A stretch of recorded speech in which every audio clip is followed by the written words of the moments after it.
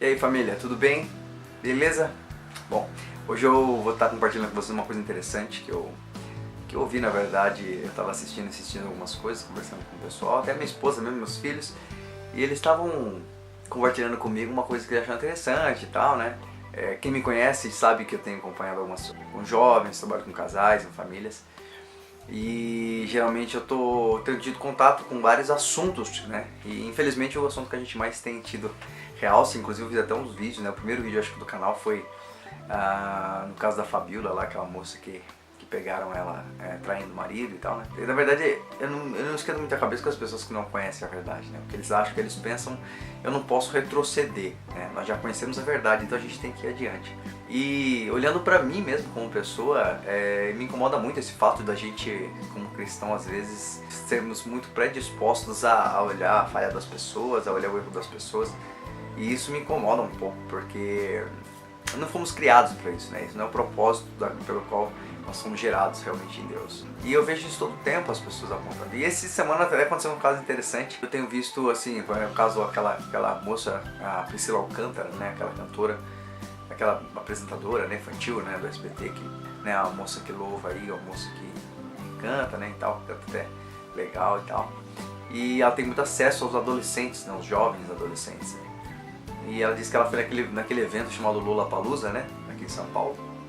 E, cara, surgiu uma avalanche de críticas com relação à moça, surgiu uma avalanche e o mais difícil foi que as pessoas apontavam ela como uma pessoa evangélica, como uma pessoa crente, como uma pessoa cristã. Eu nem gosto muito dessas intitulações, sabe? Crente, evangélico. Né? Nós somos cristãos, nós somos crentes, né? Que é um fator até importante que a gente entender. Até o diabo a Bíblia fala, né? Crente até o diabo é.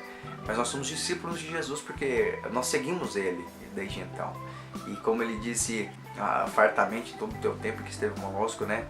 Principalmente para Dídimo, né? Tomé, bem-aventurados que não viram e creram. Então nós somos bem-aventurados porque nós somos, apesar de não ver, nós cremos e por crer nós seguimos, né? A gente vê muita coisa hoje das pessoas às vezes falam, não, eu creio em Jesus tal, mas eu não quero seguir o que ele compartilha comigo, eu não quero seguir de repente o que ele fala, porque vai muito de encontro ao prazer que eu acho que eu tenho, com a ideia de prazer que eu tenho, de liberdade que eu tenho, né?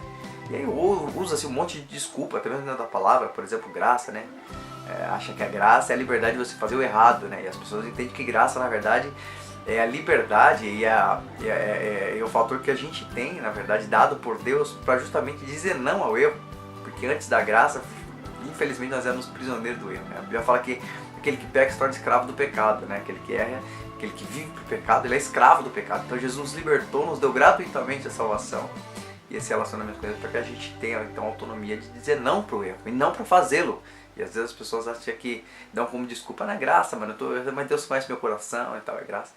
E por aí a gente vai puxando um monte de assuntos, na verdade, que vai, um monte de segmentos, né? E uma dessas coisas foi o fato das pessoas condenarem essa moça, acusarem ou apontarem ela, alguns até não vou ouvir mais louvor dessa moça, porque como é que pode? Uma mulher menina de Deus e tal, ele não Lollapalooza. Isso me incomodou muito.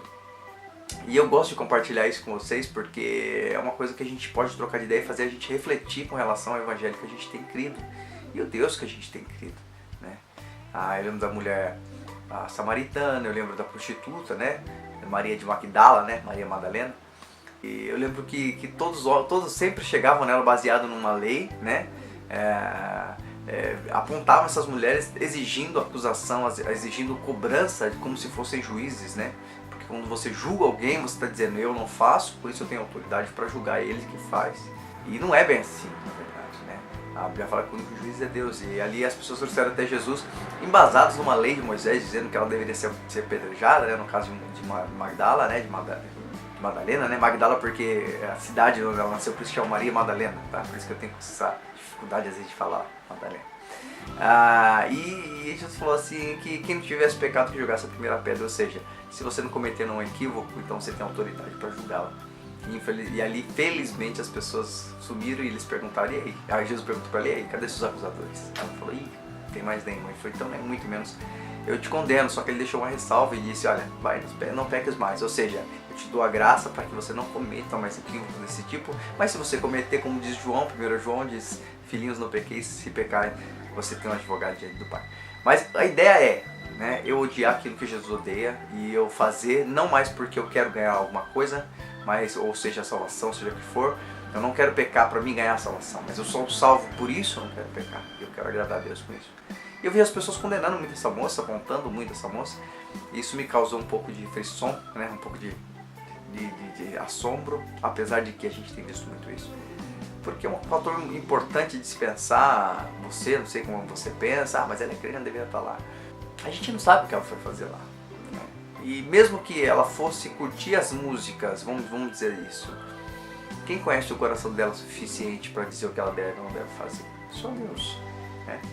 Há uma palavra na Bíblia que diz, eu vou depois até colocar as referências para vocês, se vocês quiserem, que diz assim: naquele dia ninguém mais precisará ensinar sobre o Senhor, porque todos o conhecerão. E mais para frente no Evangelho, Jesus ele fala, olha, o Evangelho que eu vos dou não é escrito mais em tábuas, com letras, né, com tintas, mas sim na tábua do teu coração, ou seja, de uma forma muito pessoal. É um fator muito importante quando Jesus mandou o Espírito Santo, que ele queria ser pessoal, ou seja, ele ia tratar com cada um de nós de forma pessoal. Existem princípios de Deus, princípios morais, e existem princípios de cerimonial, né? Nós chamamos assim.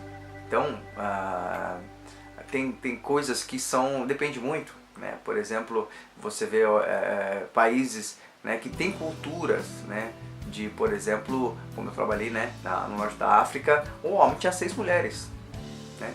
E ele não poderia servir ao Senhor porque ele tem 6 mulheres. E uma vez eu tive até uma experiência interessante, né, que quando falaram uma situação e falaram, o rapaz perguntou pra mim, poxa, eu tenho 6 mulheres e agora? Eu acabei de ler na Bíblia que para ser um bom obreiro tem que ser um marido de uma mulher só e tal. E eu falei, cara, eu não sei te responder isso aí, eu só preciso ir até Deus, vamos até nós dois, Deus vai falar com um de nós. E uma semana depois esse rapaz veio a mim e falou assim, poxa, Deus falou comigo, ele disse que se minha mente não me condena, então estou limpo diante dele, que a palavra de Deus diz isso. Então ele conseguiu servir o Senhor sem condenação e Deus o abençoava e o usava muito bem. Então assim, é uma lei que Deus trata com você de forma pessoal. Às vezes nós cometemos um equívoco exagerado quando julgamos alguém, porque nós não temos o poder de ler o coração das pessoas e nem estar com elas no momento da intimidade em que Deus fala com essas pessoas. Deus permite essas pessoas ou não permitem fazer coisas. Por isso que, em primeiro lugar, não devemos julgar ninguém. Segundo, não devemos se comparar com ninguém. Cada um tem um relacionamento com Deus. Desde que não fira um princípio do Evangelho, né? Amar Deus sobre todas as coisas, o próximo como a ti mesmo, crer que Jesus é o Filho de Deus, crer que Deus enviou o teu Filho para salvar o mundo, não para condenar o mundo, como fala João 3,17. São princípios, são imutáveis. Agora a lei moral ela pode mudar, como citei o caso desse irmão na África. E as pessoas começavam de repente a julgar essa moça e começaram até assim com uma repercussão muito grande e tal. Cara, eu acho que eu até faço vídeo com relação a isso. Eu acho que a gente tem que ser um pouquinho mais light. A gente tem que parar de olhar para as pessoas, né? Aquela coisa da trave no olho dos outros, porque não vai ter uma maior nos nossos olhos. Isso tudo é dica que Deus deixa pra gente, que você tem que olhar a tua vida no relacionamento com Deus e o que você pode gerar no coração das pessoas, né? E não julgar, apontar as pessoas, porque não estamos aptos a isso e até não gostaríamos que fôssemos julgados. Inclusive até tem um fator importante quando a gente fala de iniquidade, né? Iniquidade não é como se diz, transgressão ocasional que eu cometo com o corpo, né? Iniquidade é um fator que quando você vê no Evangelho ali de Mateus, quando Jesus fala, né, naquele dia muitos chegaram e falaram para mim, olha, Jesus, eu expulsei demônio, curei inferno, fiz um prodígio de maravilhas no seu nome, e eu vou dizer, apartai-vos de mim, maldito vós que pratiqueis pecado. Não, a iniquidade. Porque iniquidade é o seguinte, in vem do latim não, assim uma palavra infeliz, injusto, in vem do latim não. Equidade, bondade, né? Então, não bondade, não equidade, né? Iniquidade. Traduzindo, é você fazer para as pessoas o que você não gostaria que fosse feito para você. E isso vai condenar muitas pessoas, infelizmente. Porque as pessoas estão se preocupadas com a lei moral e a lei espiritual, que é mais importante, com um fator preponderante que é a iniquidade, não julgar as pessoas, não fazer com as pessoas o que você não gostaria que fosse feito com você. Elas estão deixando de lado como se fosse uma coisa fútil ou uma coisa que não tivesse tanta relevância. E eu fiquei muito assim, e essa mensagem eu queria até compartilhar com vocês hoje, assim, não julga ninguém não, sabe? Cada um sabe do seu momento com Deus, cada um sabe da sua intimidade com Deus, cada um tem de Deus um momento específico que precisa. Ao invés de julgar, abrace, ao invés de julgar, se de repente te assusta o que o outro está fazendo, ora pela pessoa, Senhor.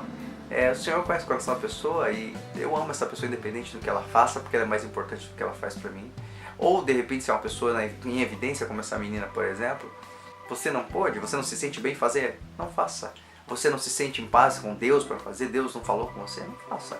Mas deixa que cada um somos diferentes, e essa multiplicidade, na verdade, demonstra somente, né, a criatividade do nosso Senhor, nosso Pai. Invista no que é santo, no que é puro, no que é agradável. E santidade não significa julgar, santidade significa você estar separado para aquilo que Deus tem para você no relacionamento com Deus. Então não se preocupe com essas coisas, vamos, na verdade, a viver uma vida olhando como está o nosso relacionamento com Deus. Beleza? Bom, mais ou menos isso que eu queria compartilhar com você, e eu espero que você tenha entendido e tenha sido uma bênção para você. Compartilha com seus amigos, vamos discutir essa situação no bom sentido, vamos compartilhar, isso é interessante, e que a gente possa não ser um membro atrofiado que só olha para o próprio umbigo e cresce para dentro, mas que a gente possa ser um membro saudável que olha para o alto e vai além das montanhas, um relacionamento íntimo com o Criador. Beleza? Deus te abençoe, a gente se encontra no próximo vídeo.